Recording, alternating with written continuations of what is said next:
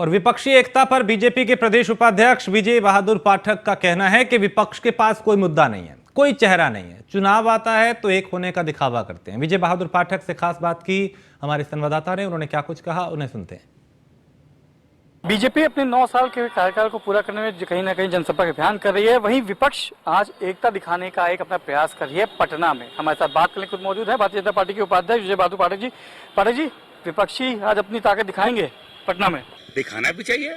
चुनाव के पहले की यह कवायद है, और अगर भारतीय जनता पार्टी उत्तर प्रदेश में 80 की 80 सीटें और देश भर में 400 सीटों का लक्ष्य लेकर के काम कर रही है, तो विपक्ष क्या करेगा? तो विपक्ष को कुछ तो करना चाहिए। इसलिए यह कवायद हो रही है, लेकिन जनता भी जान रही है कि चुनाव के पहले की यह कवायद है। सबने देखा है, वो जानते हैं कि 2014 के देख लीजिए, 2019 को देख लीजिए, जो विपक्षी एका होती है वो जैसे ही चुनाव खत्म होता है वो अलग अलग हो जाते हैं। तो एका होनी चाहिए, मुद्दों के आधार पर होनी चाहिए। और जब आप विपक्षी एकता की बात करते हैं तो उस एका पर सवाल तो विपक्ष के लोग उठा रहे हैं, तो हमारी जरूरत ही नहीं है। आपने विपक्ष की एकता पे सवाल किया। उत्तर प्रदेश में सबसे पहले झलक दी जाती है। बहन जी ने सवाल उठाने कर दिए, कांग्रेस पे लेके, सपा पे लेके। रालोद गठबंधन में था, नहीं जा रहा है। तो क्या लगता है कि सपा और कांग्रेस जो कहीं ना कहीं उत्तर प्रदेश में बीजेपी की टक्कर मानते कि सपा से आप लोग की मानी जा रही है, कांग्रेस अपनी कोशिश कर रही है दलित वोट बैंक के तहत से, तो यही से उत्तर प्रदेश से एका कहीं ना कहीं टूटता नजर नहीं आ रहा है? कहाँ दिख रही है? नहीं दिख रही है ना। अरे जो लोग एक बार साथ थे, अगले चुनाव में अलग हो जाते हैं। तो जनता को भरोसा होगा तभी तो इस एका पे वोट देगी। एका आप चाहे जो कर लें, पर जनता को भरोसा होना चाहिए। और जनता को भरोसा क्यों होगा? क्योंकि जब आप एका करते हैं, चुनाव के लिए करते हैं, चुनाव बाद अलग हो जाते हैं, तो काहे भरोसा करेगी? अच्छा, आप लोग का जनसंपर्क अभियान चल रहा है पाठक जी, और बड़ी तैयारियां सब की गई हैं। हमने देखा बाइक रैली से लेकर घर जोड़ो अभियान तक, टिफिन पे चर्चा।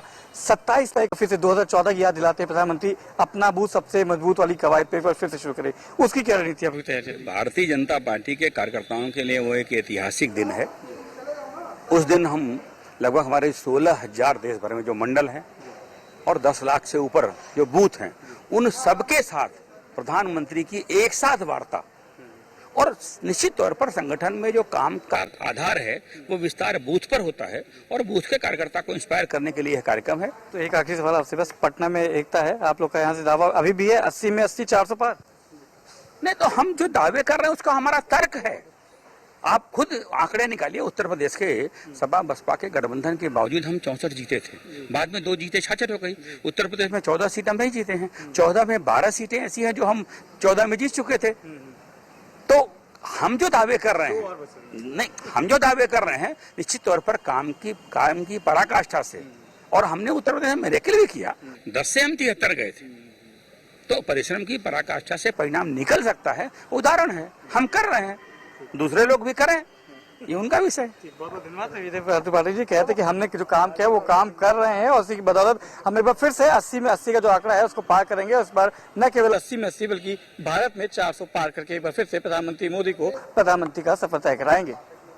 वीडियो जर्नलिस्ट वीरेंद्र के साथ मनीष मिश्रा, न्यूज़ इंडिया, लखनऊ।